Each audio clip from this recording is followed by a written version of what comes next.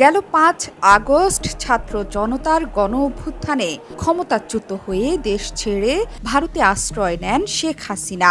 বর্তমানে দিল্লিতে অবস্থান করছেন তিনি। কিন্তু শেখ হাসিনাকে আশ্রয় দেয়া নিয়ে দেশে বিদেশে বেশ চাপে আছেন ভারতের প্রধানমন্ত্রী নরেন্দ্র মোদী। এ নিয়ে ক্ষমতাসীন বিজেপি সরকারের সমালোচনা করছেন ভারতেরই বিভিন্ন দলের নেতাকর্মীরাও।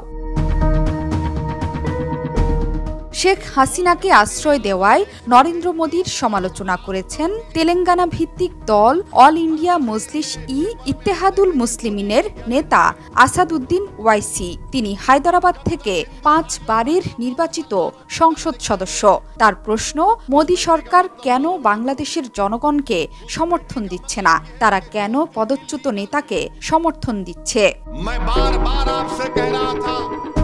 সম্প্রতি ভারতীয় গণমাধ্যম TV9 ভারতবর্ষকে দেয়া সাক্ষাৎকারে আসাদুদ্দিন বলেন, যদি আগামীকাল বাংলাদেশ সরকার বলে দেয় ভারতের উচিত শেখ হাসিনাকে ফিরিয়ে দেওয়া, তখন কি করবে? তিনি নরেন্দ্র মোদীকে উদ্দেশ্য করে প্রশ্ন করেন, আপনি কেন বাংলাদেশের সাবেক প্রধানমন্ত্রী শেখ হাসিনাকে ভারতে আশ্রয় দিলেন?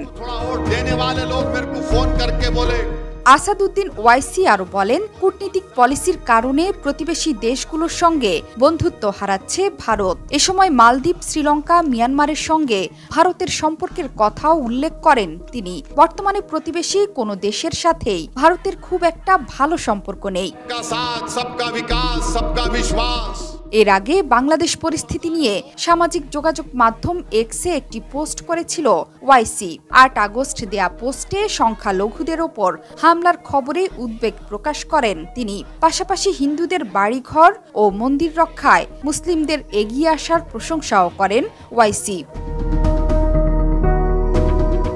অন্যদিকে পশ্চিমবঙ্গের মুখ্যমন্ত্রী মমতা ব্যানার্জিও শুরু থেকেই বাংলাদেশ ইস্যুতে বেশ সরব। বাংলাদেশে শিক্ষার্থীদের আন্দোলন তুঙ্গে ওঠার পরপরই তিনি বেশ কিছু বক্তব্য দেন, জানিয়ে আলোচনা সমালোচনা শুরু হয়। বিশেষ করে দমন পীড়নের শিকার হয়ে কেউ পশ্চিমবঙ্গে এলে তাকে আশ্রয় দেওয়ার বক্তব্য আলোচিত হয়। পরে অবশ্য ঘটনা আরও গুরুতর হলে তিনি বলেছেন, এ ব্যাপারে যা বক্তব্য দেয়ার ভারত সরকারই দেবে। তবে কয়েকদিন আগে কলকাতার এক হাসপাতালে তরুণী চিকিৎসক ধর্ষিত হওয়ার ঘটনায় আবারও বাংলাদেশ প্রসঙ্গ টেনে আনেন মমতা ব্যানার্জি। তিনি আন্দোলনকারীদের উদ্দেশ্যে বলেন, ওরা ভেবেছে বাংলাদেশের মতো আমাকে ক্ষমতা থেকে নামাবে। এ সময় ভারতের প্রধানমন্ত্রী নরেন্দ্র মোদীরও সমালোচনা করেন তিনি। মমতার অভিযোগ, মোদী নিজে দেশের চেয়ে বাংলাদেশ ইস্যুতে বেশি মাথা ঘামাচ্ছেন।